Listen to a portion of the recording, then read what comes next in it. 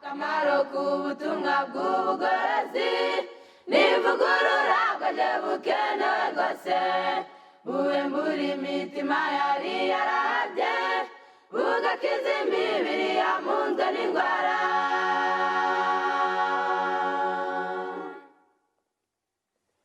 Akamaro k'ubutumwa bw'ubugorozi n'ivugurura bwaje bukenewe rwose ivugurura iyo rigeze mu mutima riga ibyaha byari byibasiye umuntu ubwo imibereho igahinduka misha hashingwa umushinga wo kunezeza abandi. Muraho neza, mukomere cyane, dushimiye Imana yaturinze namwe ikabarinda, izina ry'Imana rihabwa icyubahiro. Uwo mugiye kuganira ni Karasenyi Emmanuel, nkaba n'umubwirizabutumwa, narakiriye ubutumwa ntazi gusoma, ndi umushumba, ariko Imana ishima ko nayikorera nanjye mu byo nshoboye. Reka noneho kuko tugiye kuganira ijambo ritubwira ngo umuryango mwiza, reka noneho dusenge kugira ngo tubone twige ijambo ry'Imana. Dusenge. Data udukunda, tugushimiye ko wakomeje kuturinda tukaba tukiriho tugihumeka, izina ryawe ryera rihabwa icyubahiro. Duhe kukumenya no kukumenyesha abandi, duhe kugukunda no kugukorera, kandi duhe umuryango mwiza. Tugiye kwiga ijambo ryawe rero twigisha kandi udusobanurire, tubigusabye mu izina rya Yesu, amen. Reka ko tugiye kuganira icyigisho kitubwira ngo umuryango mwiza. Igituma hariho umuryango mwiza niko hariho n'umuryango mubi. Hari umuryango w'abasinzi barara bagwana, ndetse umwe yabika amafaranga ari umugabo, umugore ntayamenye, umugore nawe yabika umugabo ntayamenye, kandi umwe ntabwize undi ukuri. Uwo ni umuryango mubi.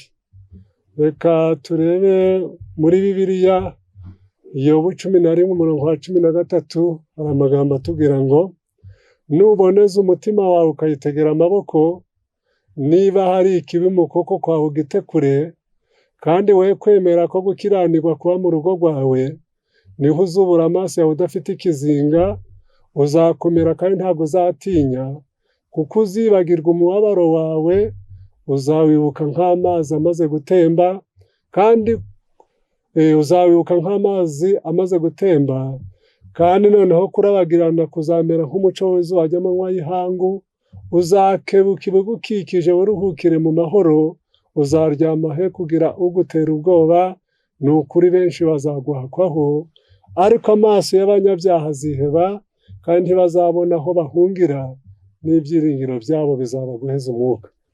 Hari umuryango mubi utishimirwa, aho abashitsi batarara, aho abantu batavuga ukuri, aho umushitsi arara bakamwiba, aho umushitsi arara bakarara bakiza, akarara ari gukiza, umugabo n'umugore bari kurwana, akicuza icyatumye aje kuharara. Uwo ni umuryango mubi. Mu gitabo cy'Urugo Ruhire, umuzingo wa 2, harimo amagambo atubwira ngo uwashatse nabi ntiyishimira ko bwira, kandi umugabo mubi yageze mu rugo ameze nk'intare igeze mu matungo, n'umugore mubi asa n'inkoko y'igishishwa ry'amagi ikabundikira ibyatsi, bene uwakunda bamuzaniye akima ababizaniwe, asa n'umushumba ukunda amata akanga nyirinka. Kugira umuryango mwiza ni ukubiharanira, ni ukubisengera, umugabo akamenya ibimushinzwe, agakorera urugo rwe, atari urugo rwe gusa, ahubwo akabera umugisha n'abamuzengurutse, baba ari abaturanyi, baba ari n'abarugenda, maze bahagera bakaharira, bamara bakanezererwa, bakabasabira umugisha. Umugabo n'umugore bahuje umutima, kuko mu gitabo cyitwa Rengera Ubuzima ya 2 harimo amagambo atubwira ngo igihe Imana ihaye umuhungu ikamuha n'umukobwa, ibivuze ngo jana uyu muhungu ujane n'uyu mukobwa, ubanderere, umubahe imico y'ubupfura izarabagirana mu bikari byo mu ijuru iteka ryose. Kubona rero Imana yaraguhaye umwana w'umuhungu, ikaguha n'umwana w'umukobwa, ikaba cyangwa se n'ubwo waba nta n'abana ufite, nabyo uba ukwiriye kugira umuryango mwiza, maze nawe ukakira abantu, kandi nawe ugahora unezerewe, ugahora wishimye, maze Imana nawe ukayikunda, kandi iwawe hakaba ahagendwa, maze wabona abantu baje mu rugo rwawe ukanezererwa, maze baharira bikagushimisha, kuko biranditswe muri Yohana igice cya 10 umurongo wa 40 harimo amagambo atubwira ngo ubemera nije waba yemeye, kandi unyemera aba yemeye yantumye. Uwemera umuhanuzi ko ari umuhanuzi azahabwa ingororano y'umuhanuzi, uwemera umukiranutsi kuko ari umukiranutsi azahabwa ingororano y'umukiranutsi, kandi uzanywesha umwe muri abo bato mu gacuma k'amazi akonje gusa yuko ari umwigishwa wanjye, ndababwira ukuri yuko atazabura ingororano ye.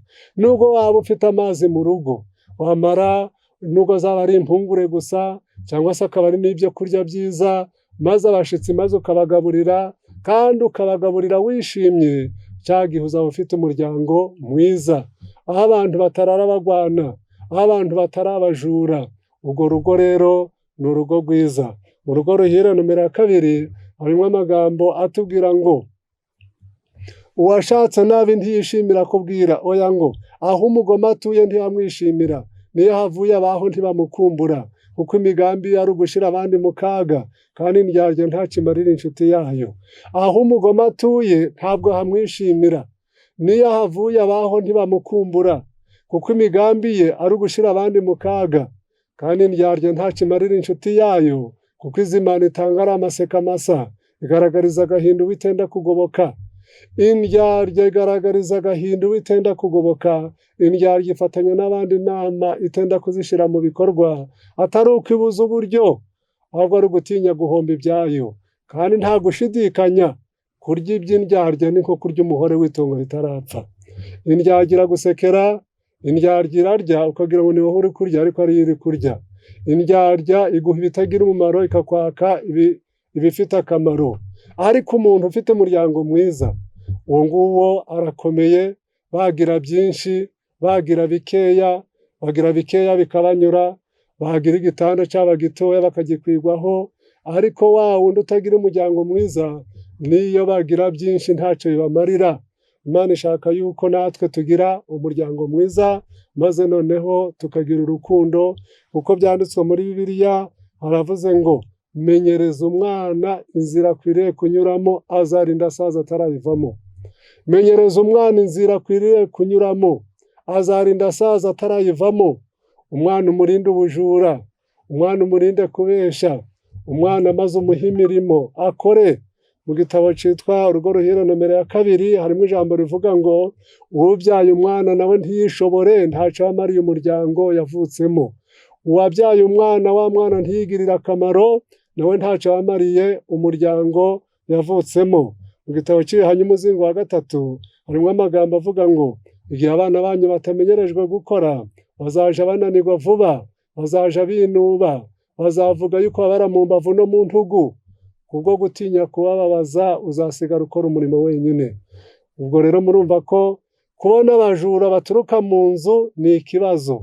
Kugira umwana w'umujura, mu migani hari amagambo atubwira ngo uwiba se cyangwa nyina akibwira ko nta cyaha afite, aba ari mugenzi w'umurimbuzi. Kubona abana bataha nijoro, abana bagakinguza ababyeyi, ukabona ababyeyi ntibagira itegeko, maze ugasanga abana bariragira bakicura, abana nta tegeko bagenderaho, umwana akaba umujura, uwateye amabuye akaba ari umwana wawe. Uwo ni umuryango mubi, kandi umuryango ugizwe n'umugabo n'umugore n'umushitsi, cyangwa se abari muri urwo rugo, cyangwa se n'abaturanyi, maze ugasanga ba bana babaye abana beza, abana bakunda Imana, abana bashira hamwe, abana bumvira. Abo bazatuma umubyeyi aruhuka, maze agira amahoro yo mu mutima. Aburahamu yari afite umuryango mwiza, yari afite mu rugo rwe abantu basaga 200,000, ariko yari umukire, yari afite abagaragu, yari afite n'ibintu byinshi, ariko bose barakoraga kubera ko bari umuryango mwiza. Aburahamu yarakoze, n'umugore we arakora, n'abagaragu barakora, bose barakoraga bagashira hamwe, ndetse n'abandi bose maze bamara bagakora. Kandi mu gitabo cy'ibihanye umuzingo wa kabiri harimo amagambo avuga ngo uzakore, nushaka uzakore n'inyenyeri zikiriho, ariko uzabone ibitunga umuryango wawe. Ariko hari abagabo b'ibisambo maze bagacura abo mu rugo, bakagenda bakarya bakarira iyo, maze bakaza bari kurwana. Uwo ni umuryango mubi. Umuryango nk'uwo, ndetse mu gitabo abahirwa niba urugo ruhire nomero ya mbere harimo amagambo avuga ngo abenshi birirwa barira, maze babaza bati ni ibiki, bakabeshera imyotsi. Abandi bapfakariye bahagaze. Hari abantu bapfuye bahagaze, umugabo akaba nta n'icyo amaze, cyangwa se n'umugore akaba umusinzi, bose nta n'icyo bamariranye. Abo ngabo barapfuye nubwo bakirya, maze noneho ibyari gutunga umuryango ugasanga babiririye umunsi umwe. Mu gitabo kimwe cy'urugo ruhire niho harimo cy'umuryango mwiza, harimo amagambo avuga ngo umuntu w'igisambi yapfuye atabimaze, igihugu n'umuryango wabagize amahirwe. Hari ingo zagushije ishano, izo ngizo zihora zubakirwa n'abaturanyi, babandi bahendahenda ati nyabuna abategetsi aribo babubakiye, ati nyabuna mwe guterana amahane, nyabuna mwe kurwana, bagahora bahendahenda. Ariko Yesu aramutse ari muri bo, abasigaye banezererwa, bagira amahoro yo mu mutima, bagira umuryango mwiza, bagira umuryango wishimiwe. Mu rugo ruhire umuzingo wa kabiri harimo amagambo avuga ngo uwabuze urukundo ajya ibyo yihishe, uwabuze urukundo ajya ibyo yihishe, akabikora yikanga imirindi y'abaje kumusaba, akarya wenyine atabuze uwo basangira, akaryoshye kamunyaga inshuti, umutima utishimira abandi ukamubera mugenzi we. Mu maso hadakeye nicyo kimenyetso kimutandukanya n'abandi, kandi aba yaragihawe na dayimoni utera amahane. Iyo ananiwe guha abandi ibyo biribwa n'imbeba n'abajura badateze kumushima. Kandi uwabuze urukundo wabuze byose, ababuze ubwiza budasazishwa no kurama. Iyo uwarubuze apfuye, intumbi iherekezwa n'abagenda bayihema, kuko abo bantu babona ko ntacyo bahombye. Ariko iyo umuntu apfuye akunda kandi akundwa, iyo umuntu apfuye akunda kandi akundwa, aba apfanye amahoro. Ibyo yakoze n'icyitegererezo cye bisigara mu cyicaro cye, bigatunga bene abamukomokaho. Iyo umuntu afite umuryango mwiza, maze agakundwa n'abaturanyi, agakundwa n'abagenzi, agakundwa umuryango maze ukakunda uwo muryango, baba abahavuka, baba ari b'abana, kuko badusomeye amagambo avuga ngo kubura akaryoshe iwawe cyangwa iwanyu, kubura akaryoshe iwawe cyangwa iwanyu bitera benshi kuzerera bashaka aho akaryoshe kari. Abantu bakwiriye kurya bagasangirira hamwe, ariko ntibaje kwarura ngo bavuge bati wa mwana ari he, kandi nta n'aho bamutumye. Ariko abana bakunda mu rugo, maze bagakunda kwibera imuhira, maze bagakunda kurya mu rugo, maze bagakunda iwabo, bakamenya ko aheza kuruta ahandi ko ari iwabo. Abo ni abana beza bafite umuryango mwiza, umuryango ushyira hamwe, umuryango udatongana, umuryango ukunda Imana. Kuko bansomeye amagambo avuga ngo umugabo n'umugore nibakunda Imana niho bazakundana. Kandi noneho kugira ngo umuntu agire umuryango mwiza, si ukumanza wavuga ngo weho ba mwiza, ahubwo weho uzabe mwiza, ibindi bizizana, maze buri muntu wese ashakire mugenzi we umunezero. Kuko twasanze ngo uwabuze urukundo ajya ibyo yihishe. Hari umuntu ubaho akagira amafaranga ntahebo mu rugo, akabasonzesha, akagenda akarya wenyine, akabacura. Uwo mugabo ni igisambo. Maze yaje guha umugore, yamubaza amafaranga, maze akavuga ati noneho akareba ati, akagira gutya akamanza yareba hirya cyangwa akaja kuri wese, kugira ngo noneho umugore atareba za note zitukuye, za zindi zitukuye zikaba zizwi na bamaraya, zikaba zizwi n'utubari. Uwo ugasanga umugabo ni igisambo. Niba yakodesheje umurima yagurishije n'ibitoki, maze ugasanga umugore ntabizi, ugasanga uwo mugabo ni igisambo, cyangwa se n'umugore nawe akaba igisambo. Imana ishaka ko abana b'Imana ibyo ari byo byose bagira umuryango mwiza. Mu gitabo cyitwa umuryango mwiza harimo amagambo avuga ngo umugabo mubi urukundo ruheruka mwirambagiza, umugabo mubi urukundo ruheruka mwirambagiza no mu gahararo k'ubugeni, ibyiza byo bizwi na maraya n'utubari, naho umugore n'abana bagahabwa ibipfunsi n'imigeri, maze ugasanga uwo mugabo ntazi guhahira urugo, umugabo w'igisambo. Urukundo ruheruka mwirambagiza no mu gahararo k'ubugeni, ibyiza byo bizwi na maraya n'utubari, naho umugore n'abana bagahabwa ibipfunsi n'imigeri, ugasanga ntazi guhahira umuryango we, ugasanga noneho n'umugore nawe akaba igisambo. Hari n'abagore barushe cyangwa se umugore akabica, umugabo nawe akaba igisambo. Hari n'abagore b'abasinzi, hariho n'abagore. Muri icyo gitabo harimo amagambo avuga ngo, igitabo cyitwa Umuryango Mwiza, harimo ijambo rivuga ngo umugore mubi nawe ntabwo amenya ibyo umugabo we akeneye, niyo abimenya arabimwima, niyo abikoze akabikora atishimye. Kandi uwo mugore mubi akagira ikizizi, ugasanga ari umunyagahato, akagira amategeko atagira ishingiro. Ariko umuntu aramutse akunze Imana, umugore mwiza uzamusoma mu gitabo cy'Imigani igice cya 31 umurongo wa 10, niho harimo ijambo rivuga ngo umugore w'imico myiza ninde wamubona, arusha cyane marijani igiciro. Umutima w'umugabo we uhora umwishimira, kandi ntabwo azabura kunguka. Ntajya ibyo kurya by'ubute, ameze nk'inkuge z'abagenza, azana ibyo kurya bye abikuye kure, abyuka kare butaraca akagaburira abo mu rugo. Umugore mwiza abyuka kare butaraca akagaburira abo mu rugo. Abana barahaguruka bakamwita Nyiramugisha. Ameze nk'inkuge z'abagenza, akenyeza abagenzi imikandara, maze noneho uwo mugore kandi ngo ntabwo azabura kunguka. Ariko umugore mubi ni umugore utazi gukora, umugore w'umunyamazimwe ukunda kubara inkuru, ndetse ngo iyo ari umunyamazimwe niyo avuye kurahura umuriro uramuzimana, maze ahasigaye ntiyite ku nshingano ze. Abana ugasanga bari gusha, abana ntibazi kunywa igikoma, ntazi kugaburira n'umugabo. Ariko umugore mwiza abyuka kare butaraca akagaburira abo mu rugo. Hari abantu rero babaho batazi guteka, ugasanga umugabo nawe ari kugenda ari kuja kurya iyo ngiyo mu kabari, ntabwo azi kurya iwe.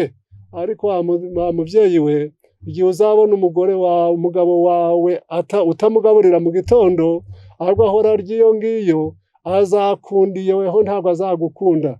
Ariko Bibiliya iravuze ngo icubahiro cyanjye sinzagiha undi. Wa mubyeyi we rero, uzumva uwo ari we wese, ntukazatume hagira umuntu ukora mu mwanya wawe, nubwo yaba ari umugaragu, nubwo yaba ari umukozi ugukorera. Azateka ibiryo, ariko nawe uzagenda ubizane muri saro, maze ahasigaye nirangiza ugaburire umugabo wawe. Umugabo wawe azishima, n'inkweto uzazimutunganyirize, nushaka uzamudukorere utuntu twiza two kumushimisha, kandi muje musangira utwo kurya twa mu gitondo, maze mudusamure, maze murire hamwe, maze mwishime. Utanejejwe nuko umugabo wawe yagenda atariye, maze ngo nagerayo ngo ararya iyo, nta bandi bamushinzwe, niwe umushinzwe. Ariko umugore mwiza abyuka kare butaraca akagaburira abo mu rugo, kandi ngo ameze nk'inkuge z'abagenza, cyangwa se ameze nk'inkuge z'abacuruzi, cyangwa se imodoka zizana imitwaro ziyikuye kure, azana ibyo kurya byabikuye kure. Umugore mwiza ntabwo ahahira hafi gusa, ahubwo aragenda akabazana ibyo kurya ariko abikuye kure. Abafite ingano mu rugo, agateka ingano, yateka umutsima, yateka amajeri, yateka n'ibigori. Uramutse ufashe ingano, ugafata n'amasaka, ugafata n'amajeri, ugafata n'ibigori ukabitekana, ariko wabanje guteka ibigori n'amajeri, kuko ingano n'amasaka bisha vuba. Wamara ukabivanga, maze wamara ukabiteka, maze hejuru ugashiraho isose, ubugabuye neza. Maze muri cya gihe umugore agomba guteka, agatekera abiwe neza, maze baba bari iyo ngiyo kure, bagasa naho noneho mu rugo hari kubahamagara ngo nimuze murye. Kandi mu gitabo cyitwa Inama ku Mirire harimo n'igitabo cy'ibihamya umuzingo wa mbere. Umuzingo wa mbere w'ibihamya harimo amagambo avuga ngo umugore uzi guteka, akamenya gufura, akoza ibintu no gupfundikira, marayika Mikayeli mukuru aramusanga kumufasha nk'uko asanga abahanuzi. Nawe we yaravuze ngo mfite abanshonera, mfite abantekera, mfite abanterera ipasi, ariko umuntu untekera cyane niwe ufite agaciro. Kumenya guteka ni ukubyiga, maze noneho wamara kubyiga, kandi mu gitabo kimwe harimo amagambo avuga ngo utazi guteka ahora mu nkono y'ubwoko bumwe, agomba no kurambirwa guteka. Kubona umuntu avuga ngo nimupfe guteka, maze wamara ukarurira umugabo utabyitayeho, ugasa naho ukazana ibyo kurya n'uburakari, bya byo kurya ntiwabitunganije, nta nubwo wabitetse neza, ariko ugomba guteka. Mu gitabo c'imigani ya Kristo umuzingo wa 2 harimo amagambo avuga ngo uje wakira umurimo wose uhawe, niwo umurimo wawe ari uwo mu gikoni, uje uteka ibyo kurya biryoshe ndetse bifitiye ubuzima akamaro. Niba uri nyina w'abana, uje warerera Kristo. Nuba ufite impano ntoya, Imana yifitiye umwanya. Ariko icyambere ababyeyi bagomba guteka. Ariko umugore mwiza abyuka kare butaraca, akagaburira abo mu rugo. Abantu bakaja mu mirimo bariye, ntibarye mu masaha 8 ngo barye saa 6 ngo barye saa 7, ahubwo ntibaje gukora n'inzara yose, maze hasigaye ahubwo bakarya, akamenya ko ari inshingano ye, ariko ngo ntajya ibyo kurya by'ubute. Abana barahaguruka bakamwita Nyiramugisha. N'umugore w'umugabo baravuga ati abandi bafite abagore beza, ariko uwanje arabaruta bose.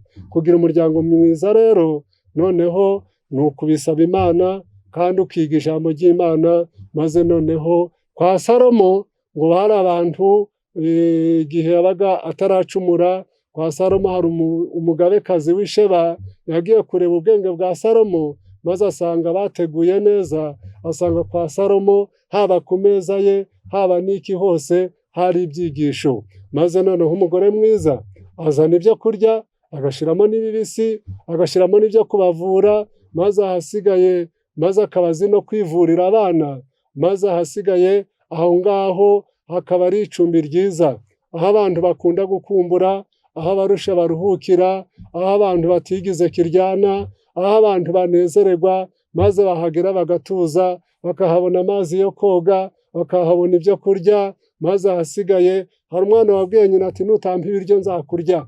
Ubwo bivuze ngo niba ufite abana ugomba kubakorera, warangiza ugakora neza, ukabahingira, ukabatoza gukora, maze ukabatoza kugira ngo bazabe ingirakamaro.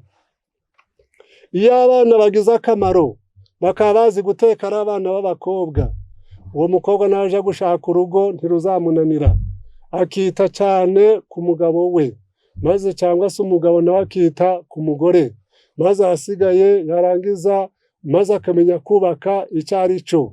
Hariho n'abakunda gukosha gusa ariko batazi kurera. Hari amagambo badusomeye avuga ngo kubyara utazi kurera ibyaruta ni kutabyara. Kubyara utazi kurera ngo ni nk'umunyeshuri ushaka ikizamini yaranze ishuri. Umuhungu wese n'umukobwa baje gushaka batazi kurera bameze nk'umunyeshuri ushaka ikizamini yaranze ishuri. Kugira umuryango mwiza ni ukubakenura mu by'umwuka, ukabakenura mu by'umubiri, ukabambika, ukabagaburira, ukabigisha amashuri, kandi warangiza ukazabigisha n'inzira igana ku bugingo buhoraho. Ibyo rero kandi n'aba bana nabo akaba ari abana beza, bafasha ba nyina, bakabafasha imirimo, kuko baba baratojwe. Mu gitabo cyitwa Urugo Ruhire nomero ya 1 harimo amagambo avuga ngo kwigisha, gutoza, kumenyereza, gucaha. Maze noneho ibyo ngibyo nibyo bita kwigisha abana. Udakora ntakarye. Abantu bakwiriye gukora, bakagabana imirimo, bagasaranganya imirimo, barangiza bagashyira ibintu muri gahunda, maze bakitegura kandi bakaruhurana. Imana ishaka yuko buri muntu wese ni urugingo rwa mugenzi we. Bibiliya iravuze ngo ukunda umugore w'aba yikunze, ntawakwanga umubiri we, ahubwo yawukuyakuya, maze yamara akawugirira neza. Ukunda umugore we aba yikunze, ukunze umugabo we aba yikunze. Mu gitabo cyitwa Rero Ndangirije cyitwa Urugo rwa Gikristo, umugabo agomba kubwira umugore ati ndagukunda, nzagukunda n'igihe uzaba utagifite igikundiro. Ndetse muri icyo gitabo aravuga ngo umubyeyi w'umugabo yagombaga kuzitira ijambo ritihanganirwa ritari ryasohoka ngo rive mu kanwa ke, kugira ngo ritaza gutsembaho umunezero w'umugore, ndetse ngo abarura ingaruka ya rya jambo kugira ngo ritazaza gutsembaho maze rikarimbura wa muntu. Burya ijambo ribi ribwiwe uwo mwashakanye ryatuma apfa igihe kitaragera, yamara gupfa ukavuga uti nari mfite umugore mwiza kandi ari wowe wamwishe, cyangwa se umugabo agapfa bitewe n'uko wamubwiye nabi, maze ukazasigara uvuga ati umugabo wanjye yarankundaga kandi ari weho wamwishe. Ijambo ribi ririca, ariko ijambo ryiza rituma umuntu anezererwa, ariko ijambo ribi ribyutsa umujinya. Mureke dukunde Imana yacu kandi dusabe ngo Imana iduhe umuryango mwiza, kandi we kwemera ko gukiranirwa kuba mu rugo rwawe niho uzura amaso yawe udafite ikizinga. Uzasaba Imana nayo izakumvira, kandi noneho Imana izature mu rugo, maze natwe tugire icyo dukora kugira ngo dukunde Imana yacu tuyikorere. Mu gitabo cyitwa Minisiteri Evangelique harimo ijambo rivuga ngo ibyiza umuntu akorera abandi ntabwo byakwishira ideni abereye mu Imana byo kwita kube. Imana izamubaza icyo yakoze kugira ngo azanire Kristo abo yihaye inshingano yo kubyarira mu isi. Mureke tumenye Imana yacu izaturinda abana b'abajura, izaturinda abana biba, izaduha abana beza, abana bakunda ijambo ry'Imana, abana bakunda gutegekwa. Imana ibiduhere ubuntu mu izina rya Yesu. Amen. Akamaro k'ubutumwa bw'ubugorozi n'ivugurura bwaje bukenewe rwose, buwembura imitima yari yarabye, bugakiza imibiri yamunzwe n'indwara.